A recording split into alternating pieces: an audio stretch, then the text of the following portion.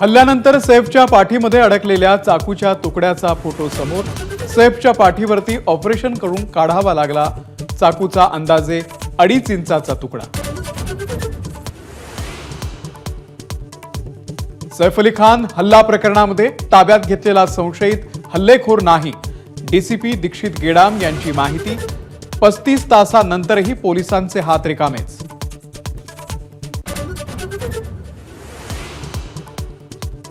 ताब्यात घेतलेल्या संशयिताचा photo police Kareena Kapoor आणि केअरटेकरना दाखवणार।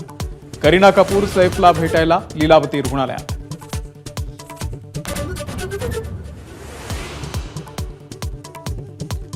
सैफ अली खानच्या प्रकृतीमध्ये धोका नाही, आज आयसीयू मधून हलवणार।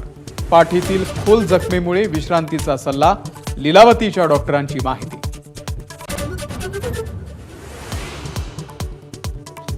सैफ अली खाननं हल्ल्यावेळी दाखवलेल्या धाडसाचं लीलावतीच्या डॉक्टरांकडूनही कौतुक। रक्तबंबाळ अवस्थेमध्ये एखाद्या घायाळ सिंहासारखा तैमूरला घेऊन हॉस्पिटलमध्ये आल्याची डॉक्टरांची माहिती।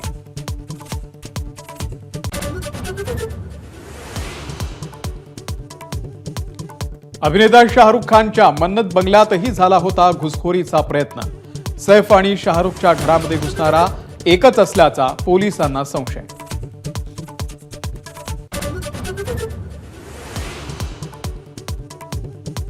गोळीबार आणि दुहेरी हत्येनं बीड जिल्हा हादरला।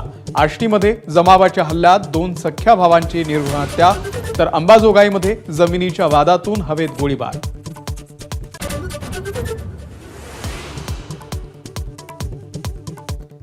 बारामती तालुक्यामध्ये वडिलांनीच केली 9 वर्षाच्या मुलाची भिंतीवरती डोकं आपटून हत्या। अभ्यास करत नसल्याच्या रागातून खून। पोलिसांनी अंत्यविधी थांबवून केली उत्तरीय तपासणी।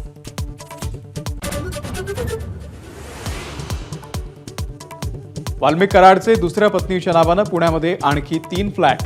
एबीपी माझाच्या इन्व्हेस्टिगेशनमध्ये माहिती समोर। हडपसरच्या एमनोरामध्ये 2 आणि खडकीला 1 फ्लॅट।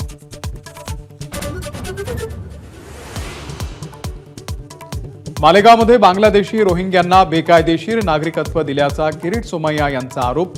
सोमय्यांनी दिली तहसीलदारांना भेट, काही सरकारी अधिकारीच सहभागी असल्याचा आरोप।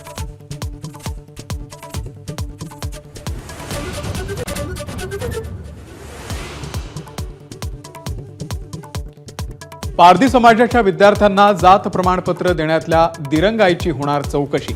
एबीपी माझाच्या बातमीची महसूल मंत्र्यांनी घेतली दखल। आजच बैठक घेऊन दोषींवरती कारवाई करणार।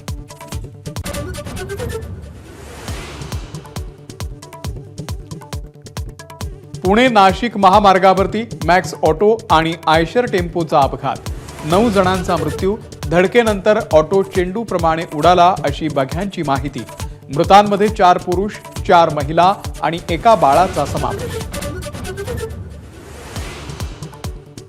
पाकिस्तानचे माजी पंतप्रधान इम्रान खान यांना 14 वर्षांच्या तुरुंगवासाची शिक्षा। इम्रान आणि पत्नीला अटक करण्याचे आदेश। अल कादिर ट्रस्ट प्रकरणामध्ये झाली शिक्षा। मनु भाकर, प्रवीण कुमार, डी गुकेश आणि हरमनप्रीतला मेजर ध्यानचंद खेलरत्न पुरस्कार प्रदान। टाळ्यांच्या कडकडाटामध्ये झाला जगभर डंका वाजवणाऱ्यांचा गौरव। एबीपी माझा, उघडा डोळे बघा नीट।